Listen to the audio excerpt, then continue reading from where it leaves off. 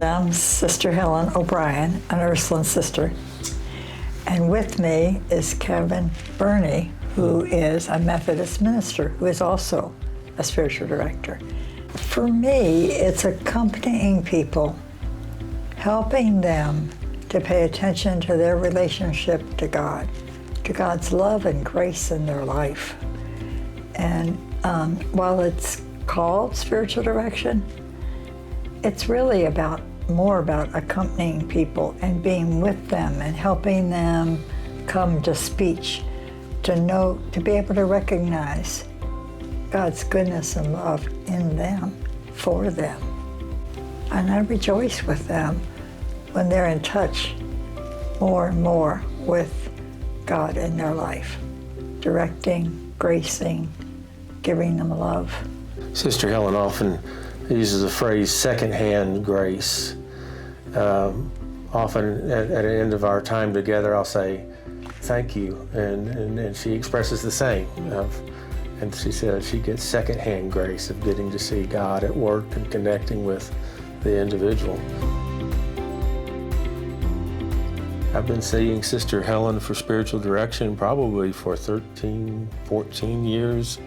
Yes. And now, so we've got to know each other well. And as one who's the recipient of her spiritual direction, it becomes a place for me where I can be grounded in the grace of God. Whether I'm feeling great or not feeling great, whether I'm, really feel like I'm growing spiritually or feel like I don't feel God at all, I can bring that into this room, and she creates that holy space. She doesn't. The Holy Spirit. The Holy Spirit creates that spirit, that atmosphere of safety through her, and making herself available, that it becomes a place that I can get regrounded on a monthly basis. And just realizing God's presence, it helps open my eyes to God at work. Yes. For me, it's a listening and paying attention and seeking to, people will talk about what's going on in their life. It might be their grief, might be their joys, might be vacation with family, and allowing them, hopefully, and if not happening in them, for me to invite them to pay attention to God's grace, God's gift at this time of their life, as they're recognizing the joy or the grief or dealing with the both ands of their life, to pay attention, to seek to recognize. And so sometimes, I often ask them to get in touch with the grace of God, that they're recognizing how God is present to them as they're dealing with whatever is going on, just to get in touch with the deeper person inside them. Yeah, I have to confess there's times that it would be easier for me if Sister Helen would just give me homework to do or tell me what to do.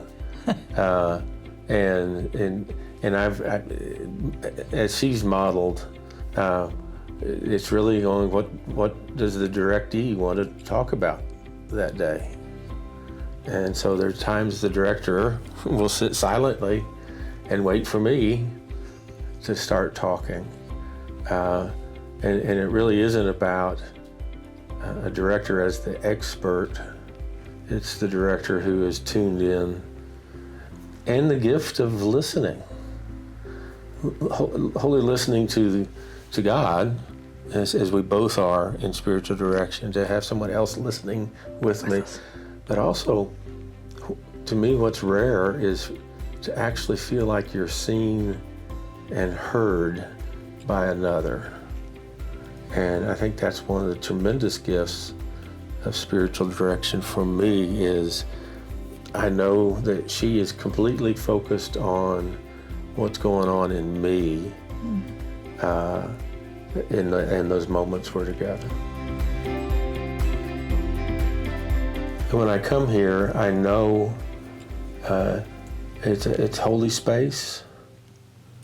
But that grace from God. I think God's always wanting to relate to us. Yes. Every moment. But in this moment, I'm really focused on that, and Sister Helen helps me focus on that. So it's not an emotional feeling. I don't necessarily feel emotionally different afterwards than I felt before, but I do have a more sense of groundedness. Is the best word I can have for it, of whatever I'm going through. And if I want to talk about a dream, if I want to talk about something that happened, or maybe it's just, hey, things are going great right now, I know this is a time that for at least an hour, we're really going to listen for that still small voice of God.